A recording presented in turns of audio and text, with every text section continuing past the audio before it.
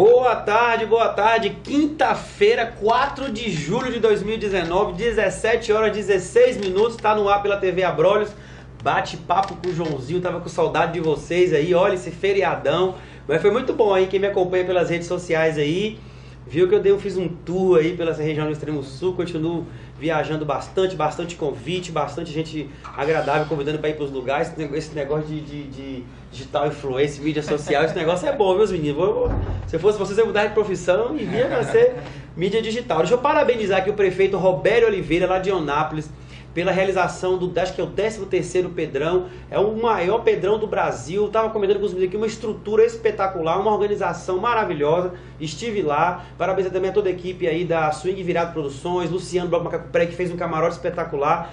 Parabenizar esse pessoal aí que estava lá em Eunápolis fazendo essa festa maravilhosa. Deixa eu agradecer também ao meu amigo Júnior Camacho, Edinaldo Cabeleireiro, Salão do Al-Qaeda, ali em frente, na Padre Chieta, perto do Napolitano ali, é o que ele fez no meu cabelo hoje, botou a espuminha, falou, vai ficar assim, vai gravar o programa assim. Eu falei, eu tô assumindo minha negritude, né? Isso é importante. Tô com o tererezinho aqui também, quem acompanha viu, não vou tirar. Quem me conhece sabe que eu sou um cara super preconceituoso e tô quebrando esses preconceitos. Estar com esse tererê aqui e estar com esse cabelo desse jeito, pra mim, é quebrar preconceitos.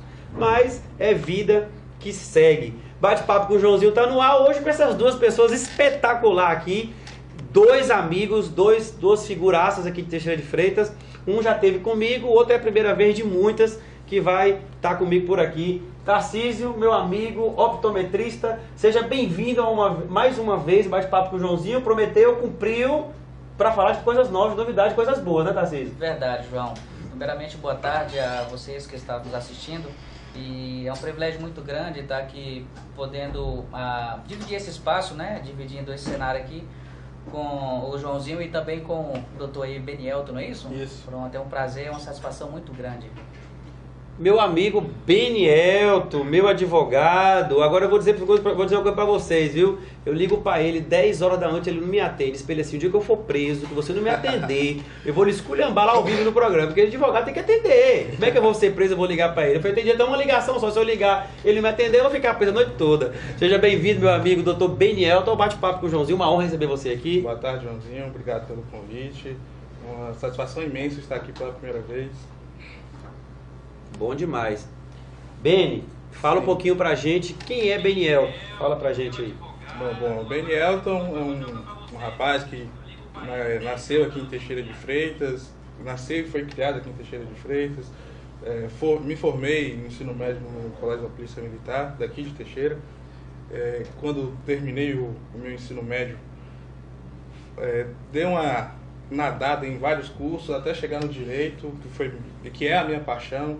E hoje eu posso dizer que até me encontrei no curso e é isso. Bom demais. Olha, eu tô vendo aqui que tem 7 pessoas assistindo, mas eu não tô conseguindo, não tá chegando para mim as notificações do Facebook. É essa internet ainda que deve estar um pouquinho ruim, as redes sociais é um pouquinho ruim. Então hoje, pelo visto, eu não vou conseguir não. Parece que tá chegando aqui as notificações. Tarcísio, fala pra gente que tá nos assistindo, quem é Tarcísio Brito? Vamos lá. Bom, Tarcísio Brito é um menino que cresceu no ramo óptico, né? Justamente essa palavra soa bem diferente, optometrista, né? Eu comecei no ramo óptico, dentro de um laboratório com meu pai, confeccionando lentes, né? Hoje eu sou um pai de família, hoje eu sou um optometrista e sou um profissional do cuidado visual primário da visão. E eu sou esse profissional que hoje, não só como eu, como todos os brasileiros, nós estamos hoje tentando, de uma certa forma, ganhar vida em meio às tribulações que tem, em meio às adversidades que é normal ter, né? Então eu sou esse cara bacana, esse cara simples, esse cara que, de uma certa forma, tenta ganhar a vida de uma base honesta. É esse que é o Tarcísio. Doutor, você tem uma área específica, que todo advogado tem uma área específica, se identifica mais com a área, gosta mais de uma área, qual é? Sim, eu milito mais na área civil e trabalhista. No início, né, como a maioria dos advogados, ele acaba sendo meio que um cirurgião geral. Cirurgião geral, e né? aí vai se especializando, procurando a área que tem mais afinidade e vai se apegando àquela área. Minha área hoje é a área civil e trabalhista. Bom demais, mas se precisar de uma outra área, Ou você pega ou você ou indica somente. outros amigos, né, para fazer, né? Exatamente. Tarcísio, o que é optometria? Vamos lá. Vamos começar difícil esse negócio.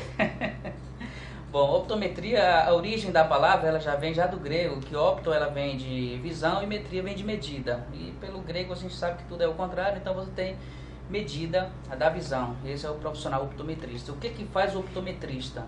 O optometrista, João, e vocês que estão em casa também nos assistindo, o optometrista é aquele profissional quem vai determinar a potencialização do teu grau, ou seja, é o profissional quem vai distinguir o valor de grau do teu óculos, ou possivelmente lente de contato e terapia. E aí fica a dúvida no ar. Esse não é o oftalmologista? De fato, o oftalmologista também tem a sua especialidade nesse quesito, porém o optometrista no Brasil, desde 1920, é o que rege o decreto, quando começou a optometria, que é bem anterior do que, que é bem mais antiga do que a própria oftalmologia. Quando a optometria começou no Brasil, é justamente fazendo esse caráter de atividade. É o profissional quem faz a acuidade visual, é aquele que faz a refração ocular.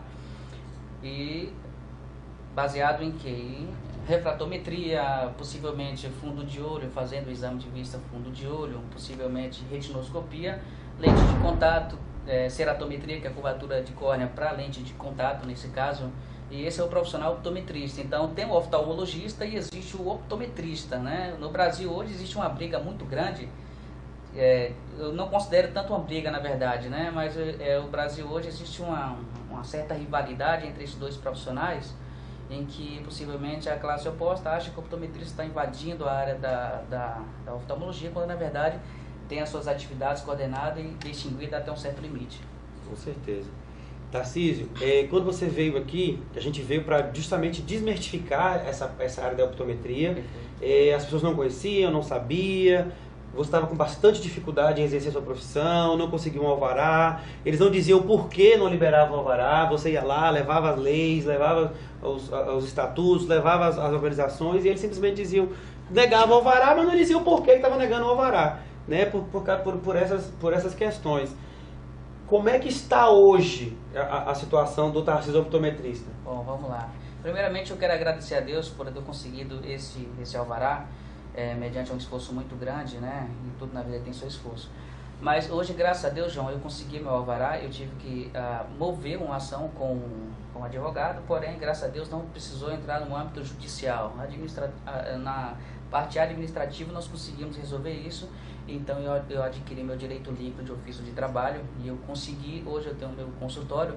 Alguns falam gabinete optométrico, para não confundir muito com a questão de falso médico, essas coisas, para não, na verdade, não nos julgar como falso médico. Mas consultório é a mesma coisa, consulta, qualquer profissional da área da saúde faz, não é só médico. Eu sou enfermeiro e tenho a consulta de enfermagem. Perfeitamente. Então, hoje, tem pouco tempo, acho que em torno de 90 dias, que eu abri o consultório. É possível que ainda há a retaliação da classe oposta, isso a gente pode possivelmente esperar, mas ainda assim nós estamos aguerridos pela Constituição, que respalda a optometria dentro desse quesito. E se me permite me falar, João, dentro hoje do STF, para quem não conhece, possivelmente alguém que vai ouvir e ver esse vídeo, dentro do STF hoje nós temos a DPF, que chama-se Arguição de Descumprimento de Preceitos Fundamentais. E qual é o fundamento dessa DPF? É justamente saber se os decretos, em especial os artigos também da era Getúlio Vargas, de 32 e possivelmente 34, eles são vigentes e são aplicáveis aos optometristas modernos de hoje, né? Porque antigamente tinha uma lei lá de 32 e 34 que proibia esse profissional. Mas lembrando que quando proibia esse profissional, proibia os meros práticos, naquela época que a profissão era passada de pai para filho. Hoje não, hoje nós temos a Constituição a favor, e principalmente a lei do veto presidencial, que foi o veto do ato médico, que distinguiu que o optometrista, que não é só o oftalmologista quem cuida dessa parte primária da visão, e sim o optometrista, ele quem cuida. Isso é reconhecido pelo Congresso Nacional. Então lá dentro nós temos a DPF 131, que é justamente o STF. Os ministros vão decidir que são 4 possibilidades, reais possibilidades. Aí você tem a primeira possibilidade, que é justamente do STF declarar que os decretos, em especial os artigos, eles não são vigentes não são harmônicos com a Constituição dessa nova era agora, eles poderiam possivelmente fazer menção de retirada desses artigos, desses decretos. Aí nós temos a segunda possibilidade, ter um entendimento que o STF ele pode externar aqui possivelmente os decretos, em especial os artigos, ainda estão vigentes e são aplicáveis, contudo não são aplicáveis aos optometristas formados recentemente, e sim aos optometristas daquela época, e eles serão punidos. Os que são formados agora recentemente, não. E aí você tem uma terceira possibilidade, que é justamente a possibilidade que possivelmente eles falam que a DPF perdeu o objeto. O que é perder o objeto? É justamente ter o entendimento que a lei de agora, veto presidencial de 2013, baniu essa questão, possivelmente, e a lei já de 12.842 já tratou de resolver essa impedência e que as partes não buscam mais pronunciamento judicial. E a quarta parte, que é improvável, porém possível, pode acontecer, é que o STF declarar que são harmônicos ainda, que não são harmônicos, e que que são harmônicos, e que possivelmente o que pode acontecer, eles podem proibir optometristas, mesmo os ordiernos, os formados recentemente. E aí o porquê disso, o FTS teria que declarar que, diferente do mundo civilizado, só no Brasil o oftalmologista teria capacidade, competência, conhecimento, possivelmente, de ter o procedimento visual primário. Deixa eu agradecer aqui a Micaele Cruz, está nos acompanhando. Minha prima está lá na Cochabamba, na Bolívia. Esse programa vai longe demais. Minha mãe, Natália Cruz. Jeane Fidelis. Boa tarde, João. Tudo bem? Meus parabéns pela entrevista. Cada dia melhor. Adoro. Obrigado, Jeane. Jeane está de Belo Horizonte nos acompanhando. Micaele diz: que cenário lindo. É um cenário virtual, viu, Micaele? Bom demais. Lucas Cardoso. Boa tarde, meu amigo Joãozinho. Tá bem acompanhado hoje, hein? O Wesley Lemos também está nos acompanhando. Obrigado a essa galera que está aqui colada no bate-papo com o Joãozinho. Doutor, eu trouxe você aqui para a gente falar de um tema específico. E nós vamos, de acordo com o programa vai caminhando, nós vamos rateando esse tema. Eu tenho um problema com uma certa empresa. Eu me senti lesado, né, por esse problema. E eu quero usar dos meus direitos, né, de pessoa, de cidadão civil, a favor ou contra essa empresa. E aí eu procuro um advogado, né? Digo: doutor Beni, eu estou com esse problema, eu preciso resolver. Automaticamente você vai pegar meus documentos, vou fazer uma procuração em seu nome, aquela coisa toda, e você vai fazer uma peça, vai me ouvir, vai dar entrada, né, uma peça, a entrada de um processo judicial, é isso mesmo, né? Processo civil, né? Processo judicial. E aí, a partir desse momento, você deu entrada no processo judicial, qual é o próximo passo? A gente vai falar dos passos. Deu entrada no processo, qual o próximo passo? Interessante, antes de falar do procedimento em si, falar que o primeiro juiz da causa do cliente que procura somos nós, advogados. Nós vamos orientar, obviamente, e falar das possibilidades que podem acontecer no processo. Claro que cabe ao juiz decidir. Mas, dada a entrada na ação judicial, vai depender de qual rito foi adotado. Se foi o rito da Lei 9.099, que é do Juizado Especial Civil e Criminal, vai ser marcada uma audiência de conciliação, uma audiência conciliatória. Se for o caso de ter provas a serem produzidas no processo, será marcada uma audiência de instrução e assim ficará concluso para o juiz decidir. Agora, isso eu falo de um rito em especial. Na Justiça do Trabalho tem outros ritos, no próprio na parte civil também tem outros ritos, então vai realmente depender de qual rito está sendo seguido. Mas nós vamos falar nessa parte mais comercial, que é uma parte mais, de repente, uma empresa de telefonia, uma empresa de iluminação, essas empresas que geram mais tipos mais de pequenas causas. Então se marca uma audiência de conciliação. Isso. Aí é chamada as duas partes, lá é dito quais são os problemas e se alguma da parte, na verdade, se uma da parte cede, né? Isso. Se ela ajuda, se ela não... Na verdade, eu acredito que as duas partes acabam cedendo. Uma é só uma parte. Uma parte cede o direito de tentar se defender no processo e a outra parte cede o direito de ver o que o juiz vai dizer na sentença. Então, o acordo, as duas partes acabam cedendo, mas só uma parte. Eu vejo dessa forma.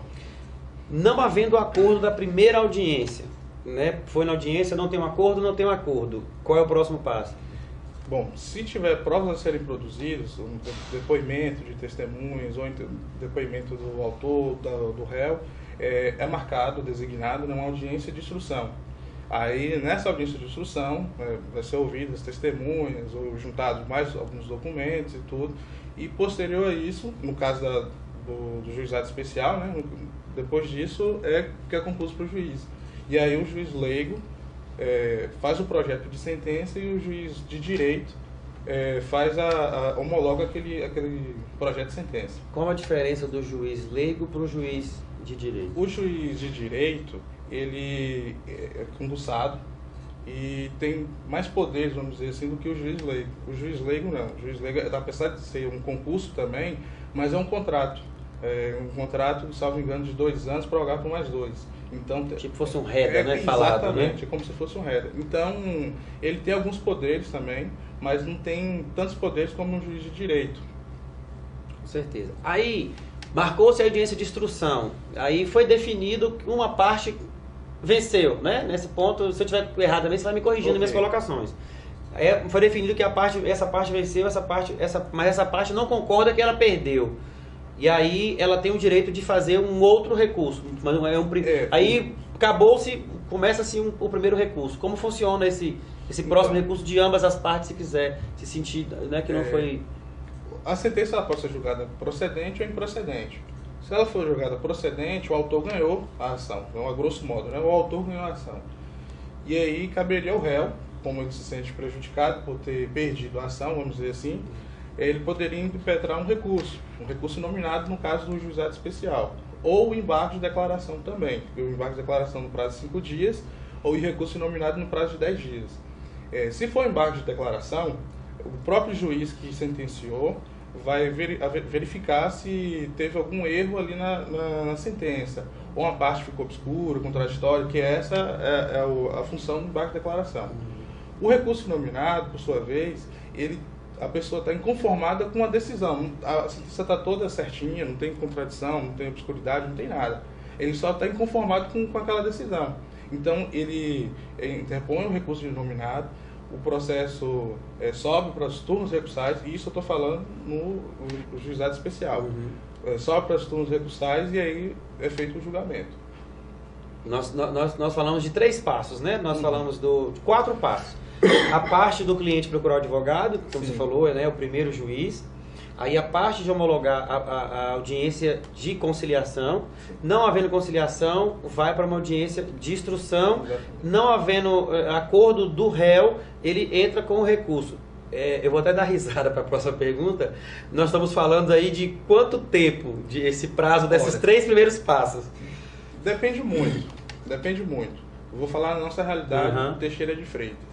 A realidade do nosso Teixeira de Freitas, a audiência de conciliação e instrução, geralmente acontece aí estourando com 3 meses, tudo isso. A sentença é que realmente demora um pouco. Às vezes ela pode demorar um ano, então 1 mês, 1 semana. Já aconteceu de no outro dia ter a sentença. Mas realmente... Já aconteceu de 1 ano. De 1 ano, entendeu? Então, assim, tem essa variável. Não dá para dizer um tempo certinho, assim, quanto o processo demora. A gente tem uma base, mas não dá para falar, o seu processo vai demorar quanto tempo. Então nós chegamos, por enquanto, até o 3º passo. Isso pode já ter perdurado 1 ano até 1 ano e meio. Ou mais. Isso. Nós estamos no terceiro passo. Isso. Segura aí, nós ainda tem mais passo para poder continuar. Tarcísio, como é que eu vou falar bem no popular mesmo, porque aqui é ao vivo, tem que falar bem no popular. Como é que é virar optometrista? O cara fala assim, eu quero ser optometrista, vai lá e é optometrista, como é que é esse negócio? É só assim, bagunçado assim, como é que é? Não, na verdade a optometria, João, próximo a Teixeira você só vai ter aqui só em Salvador, só para você ter ideia.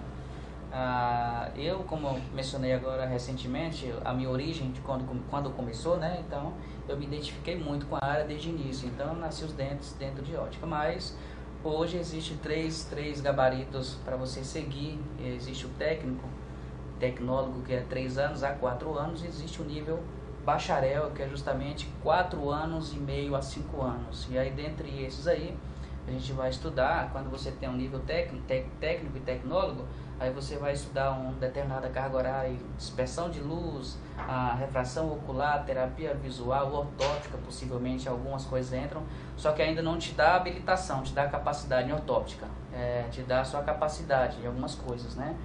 E aí, possivelmente vai entrar em parte patológica, de não tratá-las e sim identificá-las e possivelmente encaminhar um especialista de origem ao qual o profissional distinguir. E aí você tem também o de 4 anos e meio a 5 anos, o bacharel, depende de cada faculdade. Ela adota esse termo, ela tem que cumprir a carga que o MEC ele solicita. Então, ele cumprindo essa carga, também a questão do bacharel, mesmo jeito, refração ocular, é claro que tem mais tempo voltado a uma questão de estudo, e aí você também vai para a parte patológica de identificação, de não tratá-las, porém, identifiquei e encaminhei o especialista. Então, se quer ser optometrista, funciona dessa forma. A começar, você vai ter que pegar chão, pegar a estrada para poder sair para em Salvador.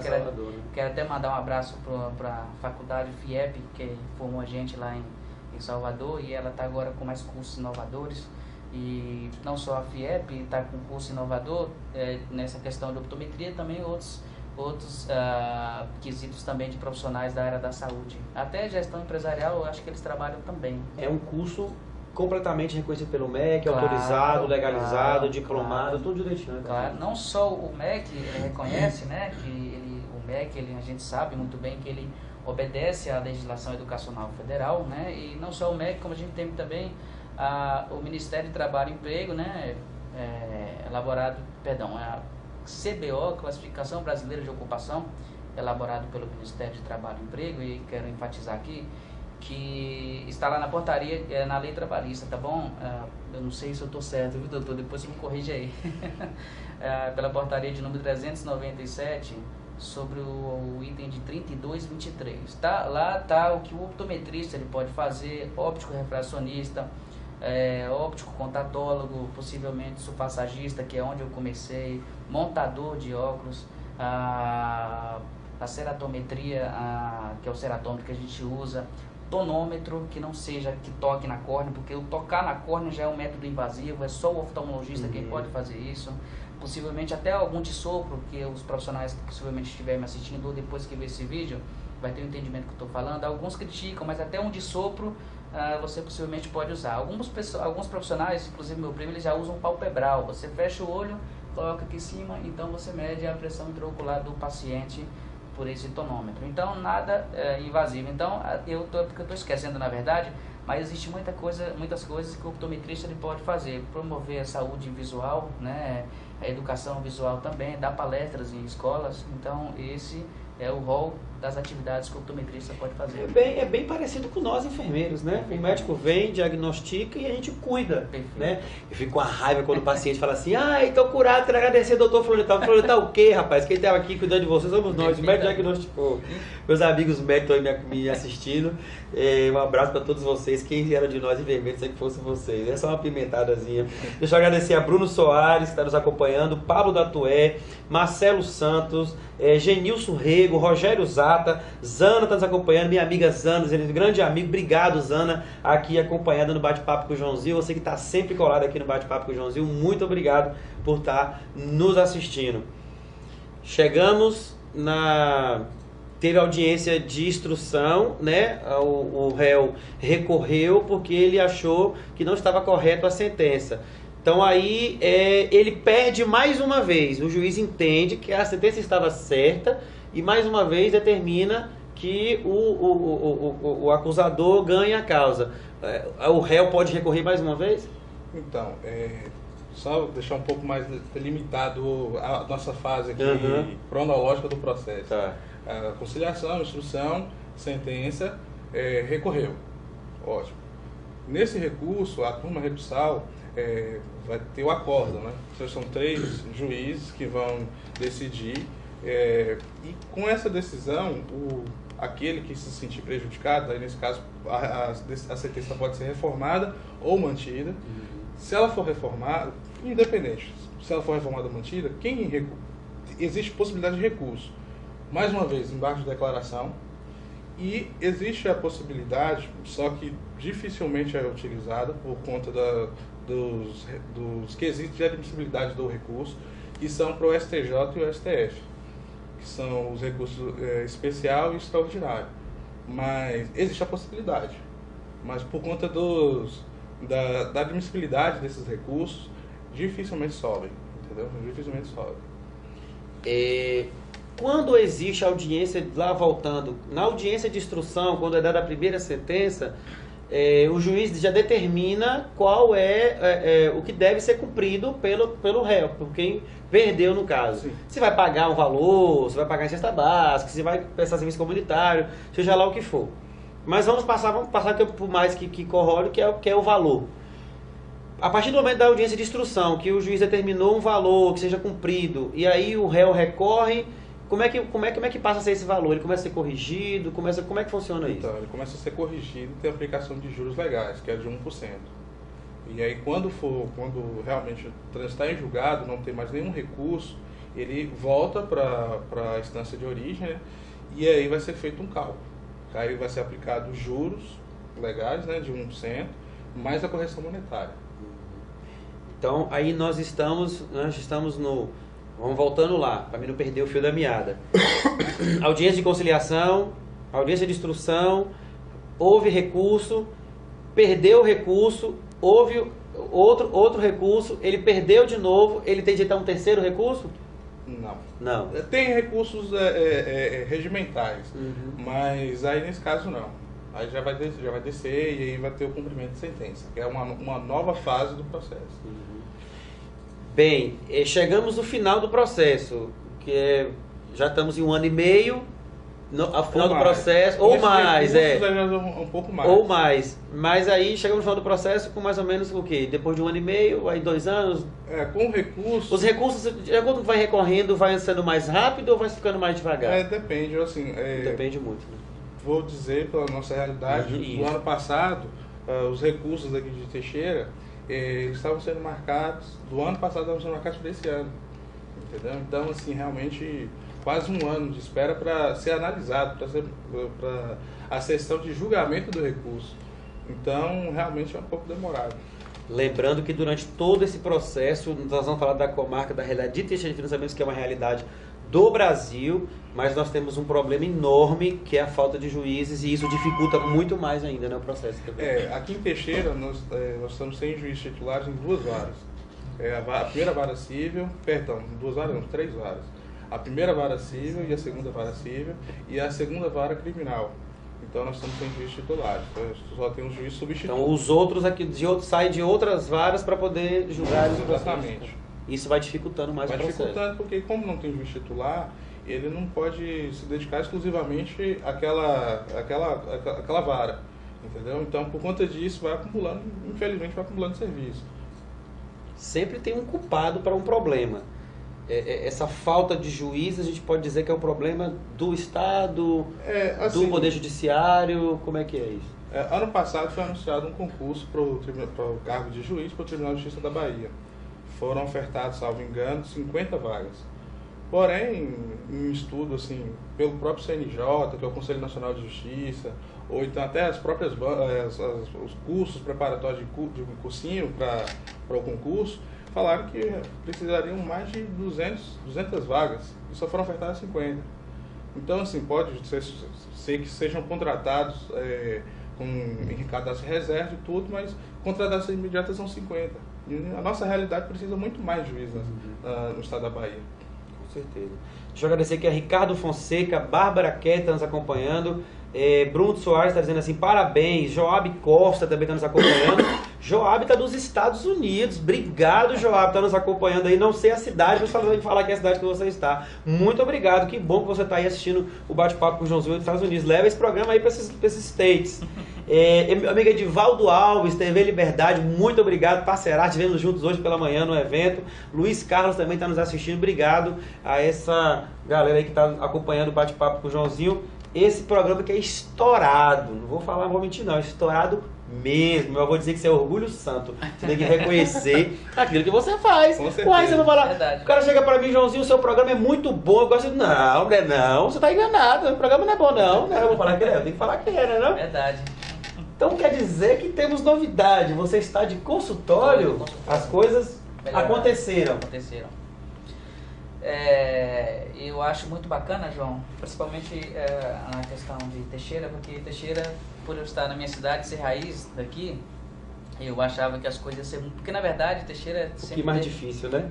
Isso, perfeitamente. Você tem um lobby de médicos muito atrelado ao poder judiciário aqui de Teixeira, então você tem uma influência muito grande. Mas, graças a Deus, nós estamos aguerridos por Deus também, primeiramente, e depois aguerridos pela Constituição. Esses dias eu estava até conversando, e eu não estou falando porque estou na frente da Câmara, e também não vou mencionar quem é a pessoa que eu estava falando, mas ele tem influência política, e ele me passou dados do que Teixeira hoje sofre com a precariedade visual. Hoje, se você for marcar uma consulta pelo SUS para fazer uma refração ocular, meu querido, Não tem. você não consegue. Não consegue. Você não consegue. E aí... É um gargalo que o SUS sempre teve. Eu, como enfermeiro, estou total para falar sobre isso. É um gargalo que a gente sempre teve no SUS. A gente não consegue oftalmologista para atender. Perfeitamente. Eles não querem, eles não fazem questão, por quê? Eles preferem cobrar o exame R$30, R$40, do que ir para o SUS, que o SUS paga 8, 7, 6 reais no exame. Então você não consegue profissional de oftalmologia. Perfeito. Eu estava conversando com esse líder governamental, posso dizer assim, esse servidor público, e aí ele me disse que hoje dentro de Teixeira nós temos aproximadamente 2.800 pessoas esperando. Isso é computado, né? Computado, fora aqueles que já desistiram e que nem foram procurar. Perfeitamente. Então o profissional optometrista, ele vem justamente para isso, para diminuir o gargalo do SUS, com uma certa responsabilidade. É claro que a gente não pode atribuir óculos a todo mundo que possivelmente precisa, tendo possivelmente alguma patologia crescendo ao fundo do olho. Então nós temos que, além de tudo, porque vai a nossa assinatura e o nosso carimbo, preservar justamente pela integridade da própria profissão, que vem sofrendo um preconceito muito grande por isso. Agora, deixando bem claro que a função do optometrista é indicar o uso de óculos com graus, e que qualquer patologia é encaminhado para o oftalmologista, que é ele que cuida dessas patologias. Perfeitamente. E aí podia trabalhar até em conjunto, né? O cara chegou aqui no optometrista, olha, o seu problema é uma patologia, eu vou lhe encaminhar aqui para o oftalmologista, e o colega oftalmologista automaticamente, olha, o seu problema eu já cuidei, mas você precisa utilizar um óculos, eu vou lhe encaminhar aqui para o meu amigo optometrista, e ele vai marcar seu óculos. Olha que beleza, que se todo mundo trabalhava junto, né? É uma parceria, João. E inclusive eles até falam por aí que é um risco muito grande esse profissional estar atuando nessa questão. E aí eu te pergunto, qual seria esse risco que esse profissional estaria oferecendo? Se você estudou, se você... Sim, justo. Você está baseado pela lei, se a lei é legalizada, você tem um alvará, você tem tudo, está na Constituição. Então, perfeito. Qual o risco, qual o perigo? Eu acho que não existe. Então, eles de uma certa forma, tentam denigrar a imagem. Até um professor nosso, muito referência no Brasil, ele ouviu de um repórter e falava bem assim, vai chegar um dia em que a briga entre a optometria e a oftalmologia não vai ser mais uma questão judicial, porque isso a optometria já tem, ela já está com a tua vitória encaminhada. A grande questão vai ser por mídia. Então, se você pega uma fórmula ótica minha, que eu não vou dizer receita, que eu não vou falar que eu estou prescrevendo, que receita eles falam que é de médico, uma fórmula ótica minha com todo o grau, tudo certinho do paciente, e esse paciente ir até o oftalmologista com a minha receita, até a minha bisavó, que nem faz parte do assunto, ela vai ser xingada justamente porque ele é um falso médico, ele é um fanfarrão, ele é um... Já mencionou até de ser foragido da polícia. Eita, difícil, né? Só para você ter ideia. Então é justamente dessa forma, João. Bom demais. Deixa eu agradecer aqui, ó, Luiz Carlos dizendo assim, meus vizinhos, meu amigo Luiz, gente boa demais, acompanhando aqui. Arnaldo Guerra, meu amigo Pixinguinha Marques, obrigado Pixinguinha. Ana Paula tá lá em Caravelas assistindo, obrigado Ana. E Chopin Moraes está em Goiânia assistindo, obrigado. Não é que esse programa vai longe, é Estados Unidos, é Caravelas, é Goiânia, é Belo Horizonte, é Cochabamba na Bolívia. Eu tô falando, o programa é retado mesmo. O programa é sem fronteiras. É sem fronteiras, a internet não dá esses... Né? Ela liberta as pessoas, né? E a gente consegue chegar. Charles Oliveira também está nos acompanhando. Obrigado, boa tarde, Charles. Obrigado por estar acompanhando aqui o bate-papo com o Joãozinho. Doutor Beni, então encerramos o processo, não cabe mais recurso, eu ganhei a causa e pronto, o cara tem que cumprir. e aí agora começa de novo a contar alguns prazos, algumas coisas, como é que continua isso aí, depois que se acaba todos os recursos? Acabando essa parte, isso deixando bem claro que o procedimento do juizado especial. Especial. Depois você vem aqui falar de trabalhismo, de civil, que não é falar de tudo. Mas é só para deixar bem claro. Isso, passar toda essa fase de recurso, já transitado e julgado, ou seja, não cabe mais recurso, o processo volta à instância de origem e é iniciada uma nova fase, que é o cumprimento de sentença. Que aí vem a questão do cálculo com correção de juros legais.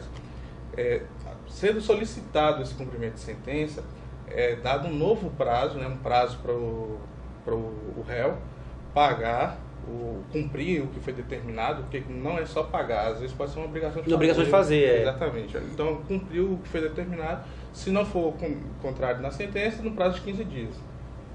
E aí ele tem esse prazo de 15 dias para cumprir ou não. Esse prazo é para cumprir voluntariamente. Uhum. Se não cumprir? Aí, se não cumprir, a lei determina que a pessoa vai pagar, vai ser acrescido do valor devido, os honorários de sucumbência, mais uma multa de 10%. E aí vai tentar, com a penhora judicial, que é o Bacen-Jude, se não for frutífero, não conseguir bloquear nenhum valor em conta bancária, tenta um bloqueio, restrições em veículos pelo Renan-Jude, e se mesmo assim não for possível, aí os advogados pedem declaração de imposto de renda para ver se tem algum bem possível de penhora, por exemplo, para satisfazer o crédito. Se mesmo assim não conseguir, aí ele ganhou, mas não levou. Então o processo é arquivado, por não existir bens passíveis de penhora para satisfazer o crédito. Com certeza. Mas com todos esses peripécias, já estamos chegando a quase 3 anos, provavelmente, desse processo correndo, mas você como advogado, o conselho que você dá para quem está nos assistindo, que procure seus direitos e que uma hora ou outra a lei vai acontecer. Isso é importante, não pode deixar para lá. Porque vai demorar 2 ou 3 anos, deixar para lá. Assim, Joãozinho, um dos fatores que eu acho que faz com que o processo demore é porque em determinadas situações pode ser que seja resolvido de forma extrajudicial. É que nem um colega ali falou que ele não demandou pelo questão do alvará, foi um procedimento administrativo.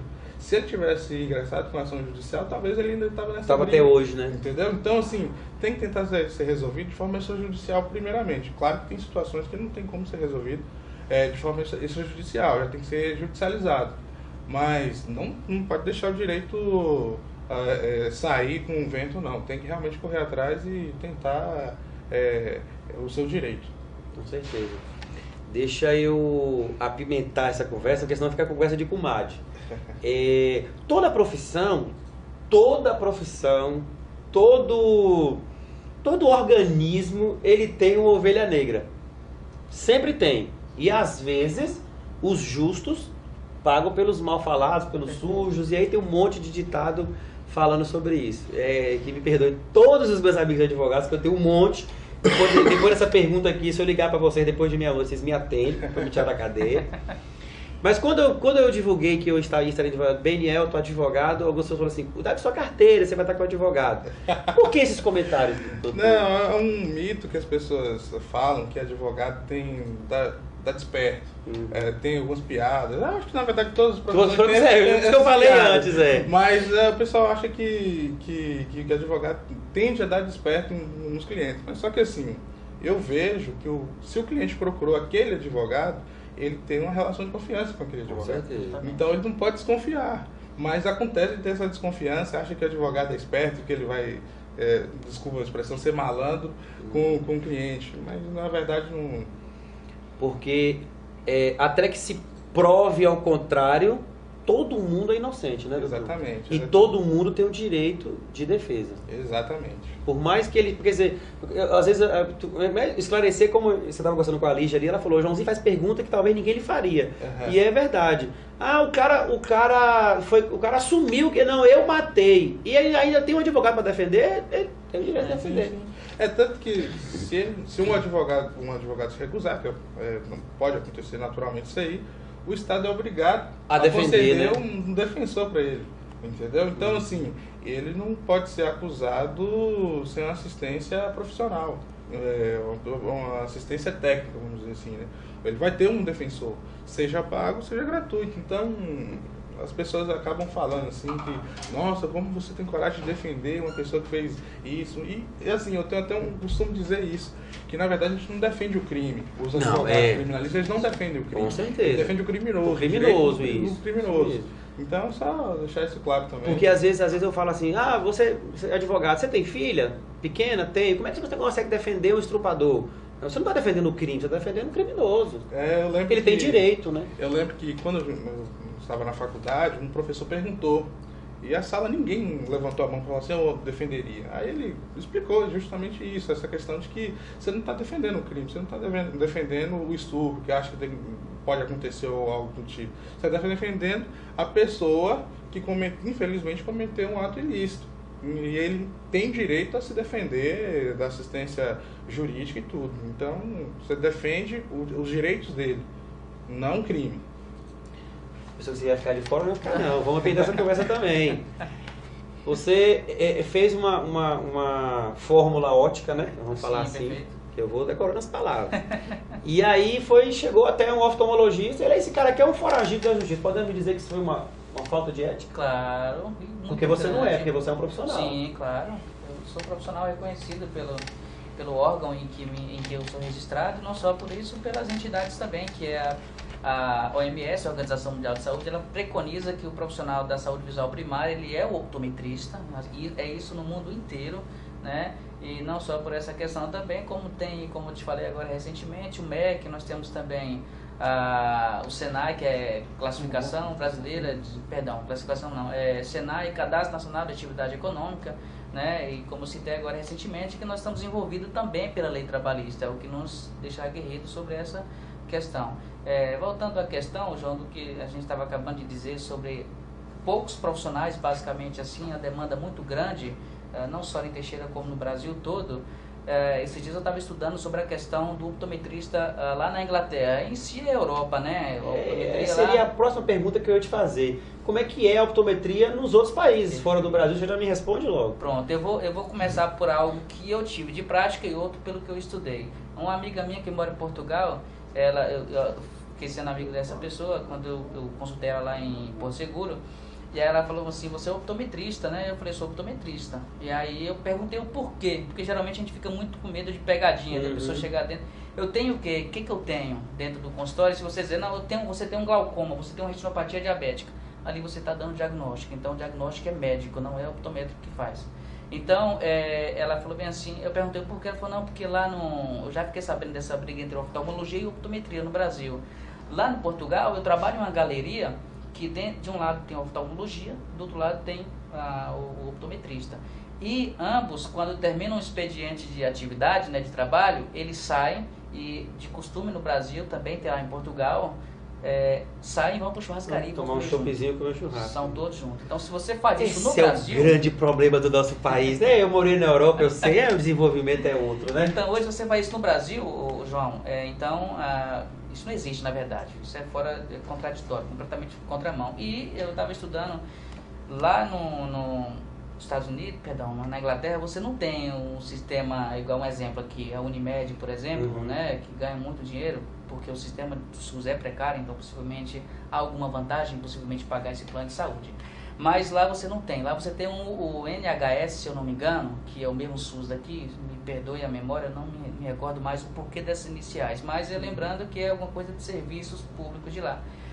Lá a criança é atendida pelo optometrista, quando não tem nenhuma patologia, até os seus 18 anos de idade. Veja bem, não é cobrado nada dessa consulta, porque o profissional optometrista já é ingressado dentro do pagamento do governo, então possivelmente... até os 18 anos, se precisar usar óculos, é doada de uma certa forma. A ótica, no caso, ela vai doar. Quando eu digo doar, a questão de vai ser gratuito para o cliente. Para o cliente, mas ele vai receber do governo. Perfeitamente. E até os 18 anos você consegue essa questão. Lá na Inglaterra, não pesquisei outros países não, mas na Inglaterra funciona desse jeito. Aqui no Brasil não existe essa questão. Eles voltam muito à questão, eles esquecem que a população está precisando e quer voltar muito a uma questão mercantil, uma reserva de mercado. A questão não é nem dizer que esse profissional não pode, porque ele não tem competência, não é essa. A questão de tudo é dizer que eu quero mais dinheiro para o meu bolso. Essa é a grande realidade. Preciso lhe responder por que as coisas lá acontecem, por que as coisas aqui não acontecem? Seria... Precisa não, né? Preciso lhe responder não, né? não precisa nem responder não, porque já temos a base. As coisas tá? são mais práticas, as coisas assim, tem que acontecer aqui, eu não consigo ir por esse caminho, mas eu tenho esse caminho, então eu vou por esse, não polematiza a coisa, não cria problemas, não cria barreiras, porque esse caminho aqui vai dar certo, quando chegar lá na frente eu tenho que passar para outro caminho, e pronto, acabou, as coisas se resolvem. Aqui não, aqui fica brigando para poder criar caminhos. E né? quem perde com isso, a gente sabe que é a população, né? Sem dúvida. A optometria, de fato, ela tenta ter o seu espaço, é claro que todo o trabalho, consequentemente, ele é frutífero de você ter o teu ganho financeiro. Porém, a optometria ela vem com um valor agregado. João, por que hoje dentro do Brasil dificilmente você vê números grandes? Eu não estou dizendo que não tem, porque tem no SUS, o oftalmologista, mas por que não se vê números grandes dentro do país atendendo um PSF? Por quê? Vou te explicar por quê. O nível educacional do oftalmologista é muito grande para o governo sucumbir às necessidades desse profissional dentro dessa área de saúde. O optometrista, não estou desvalorizando a minha profissão, mas o optometrista, o nível de faculdade, o valor financeiro é muito alto da oftalmologia do que da optometria. A optometria é um valor mais em conta, então esse profissional pode agregar custo e benefício melhor para a população. Essa seria a próxima pergunta. A conversa, você começa a perceber que a conversa está dando boca, que quando o entrevistado ele vai lhe respondendo, né? Antes de você perguntar.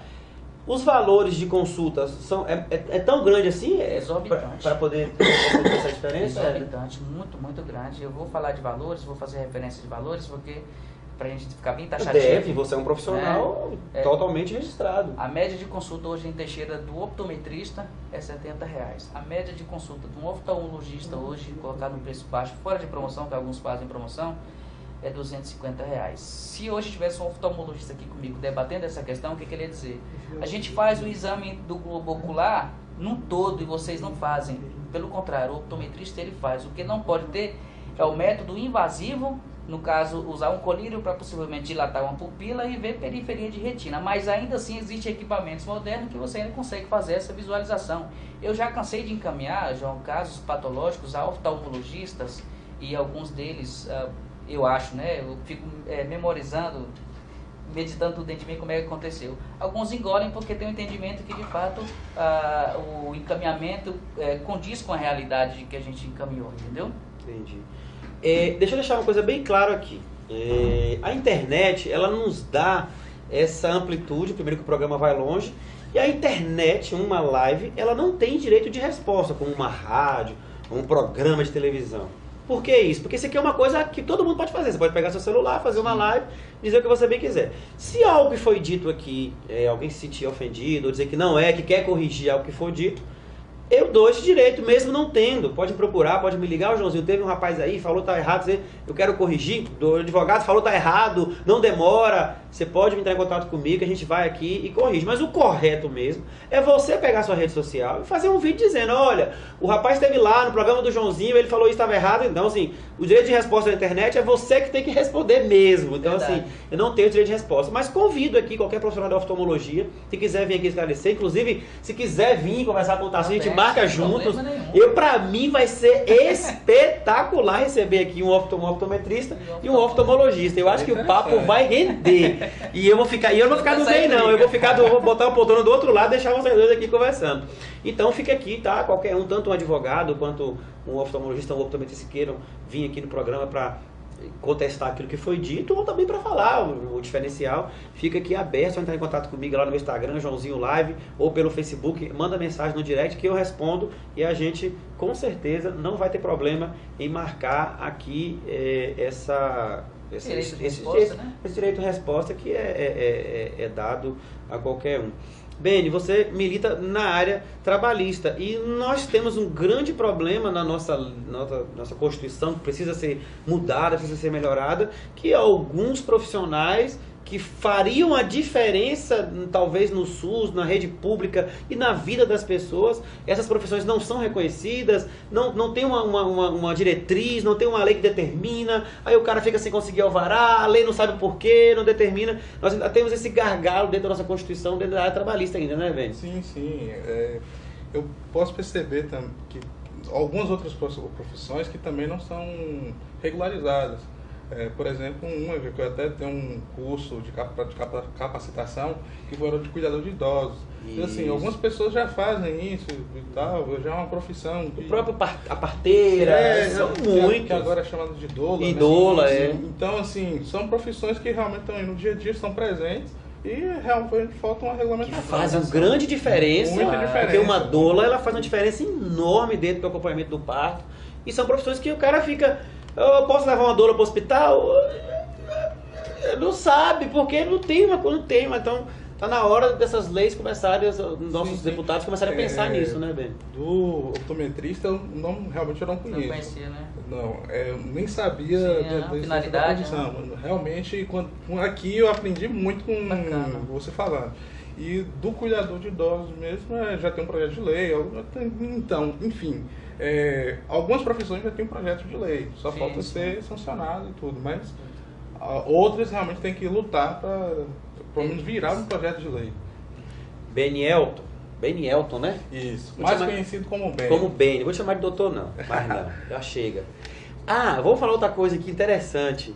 Algumas pessoas falam assim, você fica chamando advogado de doutor. Advogado não é doutor, médico não é doutor, tem que fazer doutorado. Esclarece isso pra gente aí. Assim, no meio acadêmico, você faz a graduação e tem as pós-graduações, né? Pós-graduações de especialista, mestrado e doutorado.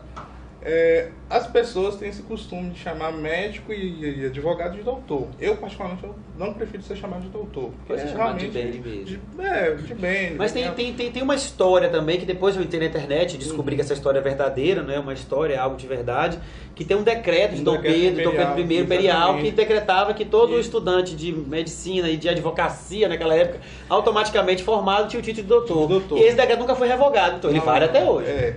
Tecnicamente falando, sim. Sim, né? Entendeu? Mas no mundo acadêmico, o advogado que não tem um doutorado, ele não é doutor. Entendeu? Mas assim, na prática, no cotidiano, as pessoas chamam. Aí, assim, apesar do decreto ter essa validade ainda, mas... Não quer dizer nada, né? Então, o doutor, no caso, não seria um prenome de tratamento, seria mais um título acadêmico. Título acadêmico. Um título acadêmico. Título acadêmico, não seria um prenome de tratamento. Isso aí eu já, na época de faculdade, eu perguntava muito.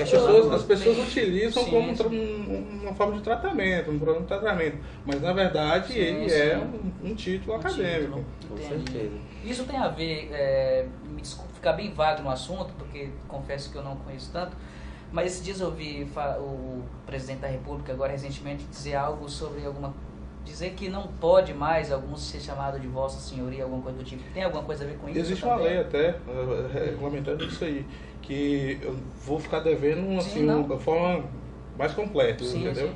Mas existe uma lei que algumas autoridades eram chamadas de Vossa Excelência, Ilustríssimo, então ficou regulamentado isso. Eu acho que até... Retirando esse chamamento? Não, regularizando. Regularizando, que tem que ser fulano de tal, Vossa Excelência, ficar o cargo. Porque assim, eu acho que isso não precisaria nem colocar em lei. Mas eu também acho que não. Mas o que eu acho o máximo, assim, eu fico muito, muito apaixonado quando eu vejo os deputados brigando na sessão. Vossa Excelência é o bar! Vossa Excelência é isso! Vossa Excelência é aquilo! Vai chama de vocês para depois xingar! É muito interessante. Beni, vamos fazer aqui o merchan, né? Vamos monetizar esse negócio. Consultório, telefone para contatos, redes sociais, quais as especialidades, quem pode procurar o Dr. Beni, onde é que acha, para quem quiser procurar um advogado bom, é o meu advogado, eu super aconselho, super indico, mas faz o seu merchan. Vamos fazer igual o Raul Gil, vamos faturar, né? Vamos faturar. Modéstia sua, falar que eu sou excelente advogado, mas eu tenho você como cliente, tenho a honra de tê-lo como cliente. O consultório fica lá na Rua da Pituba, o escritório, né, fica na Rua da Pituba, número 75, Bela Vista. O telefone é o 073 99935 5231. As redes sociais, no Instagram, adv.augusto, e fico aberto aí, qualquer um pode me procurar, se não for a minha área, eu vou direcionar. Exatamente, qualquer um pode me procurar. Já temos consultório. Temos consultório. Com alvará. Sim. Tudo regulamentado. Tudo regulamentado. Funcionando 100%. Dentro da lei. Então vamos faturar também? Data, local, horário, RG, CPF, vamos falar tudo aqui, brincadeira.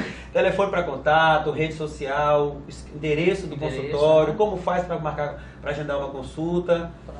É o seu momento de faturar também. Pronto, então vamos lá. Depois eu cobro, viu?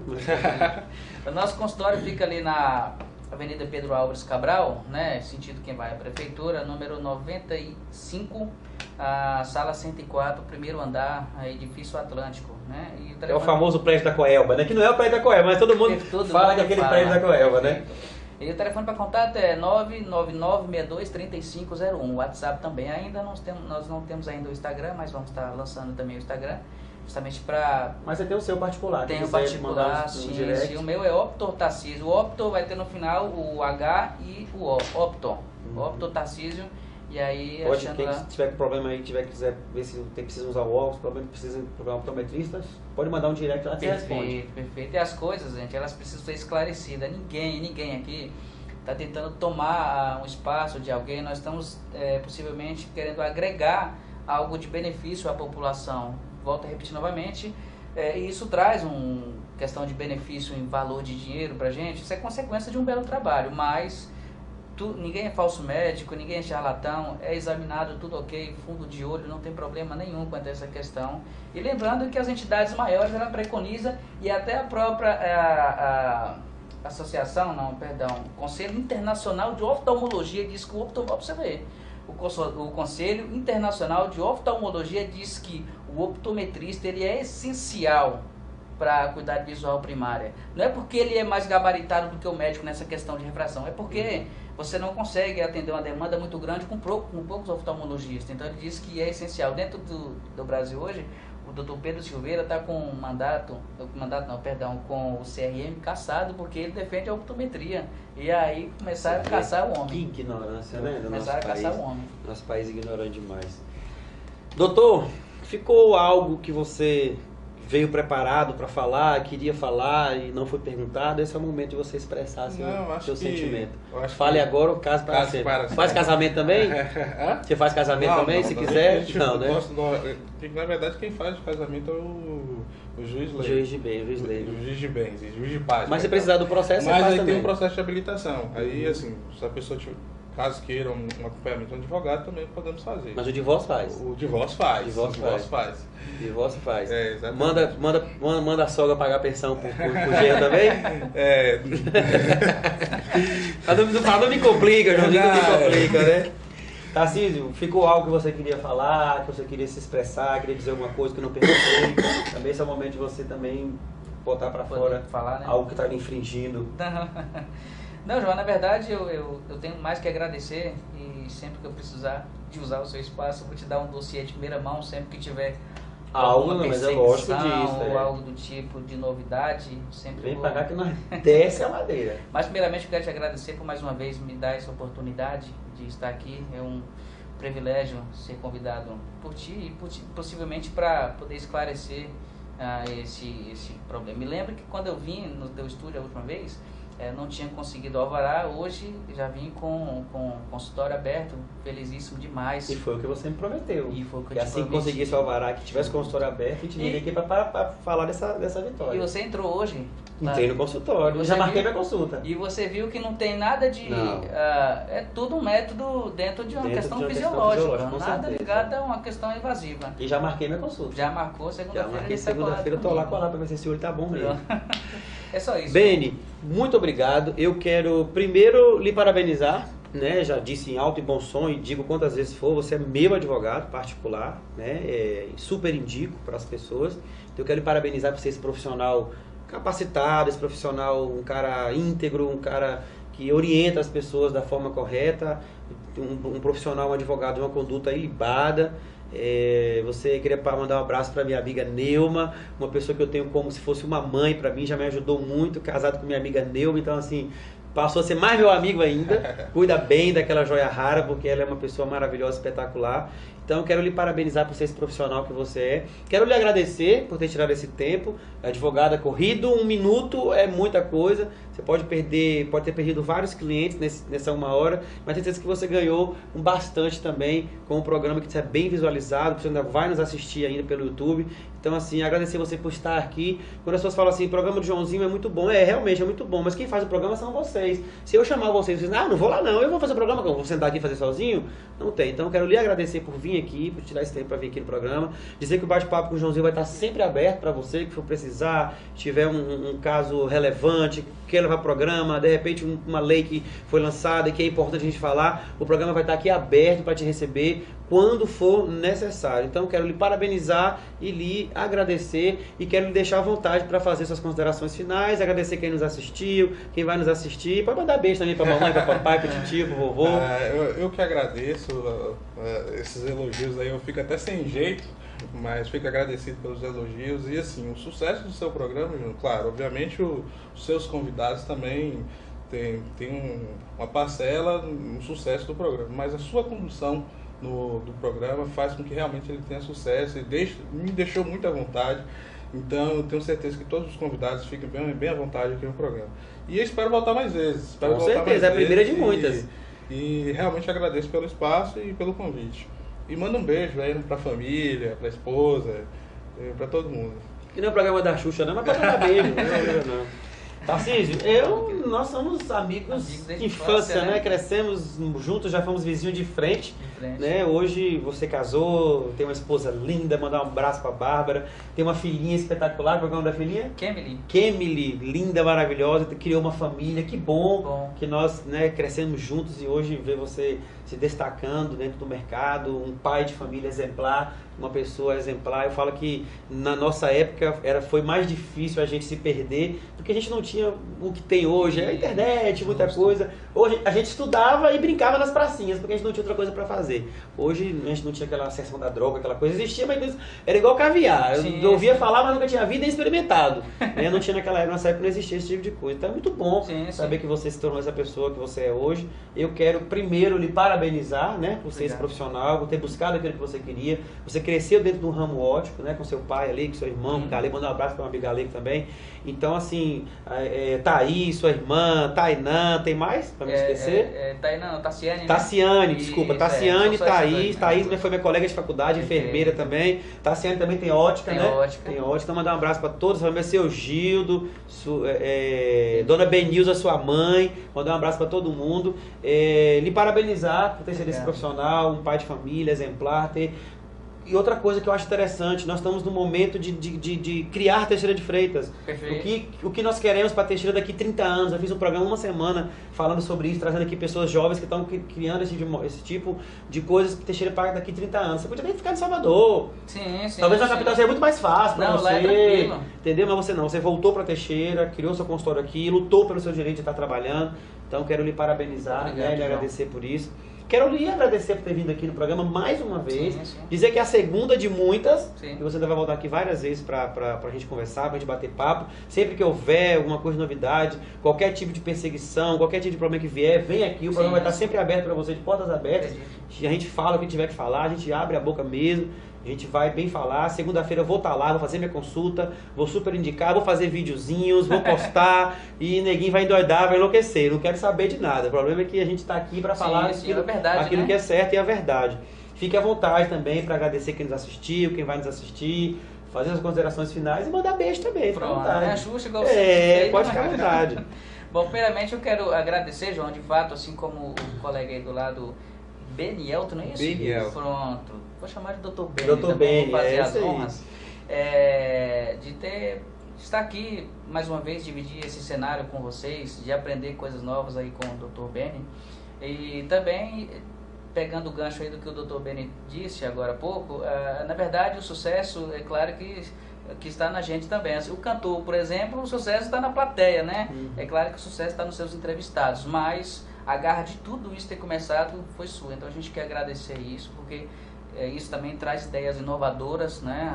As coisas que não são conhecidas, as coisas da obscuridade, ela vem à tona, vem a ser transparente. E quero agradecer primeiramente a Deus, segundo a minha família, que tem me ajudado muito, que tem me ensinado os caminhos da pedra. O meu pai, por exemplo, me ensinou os caminhos. Hoje ele ficou um pouco mais na questão de de primário na questão de fabricação de lente, mas eu prossegui mais adiante. Mesmo assim, eu quero agradecer a ele, agradecer a minha esposa, que tem sido uma excelente esposa para mim, que ela tem não só na questão matrimonial, que ela me faz muito feliz, mas também numa questão de negócio também. Ela tem gerido as coisas muito bem e tem nos alavancado, e nós estamos felizes, na verdade, e por estar nesse meio hoje comercial e possivelmente um dos pequenos se destacando. E eu quero agradecer a você pela oportunidade do espaço.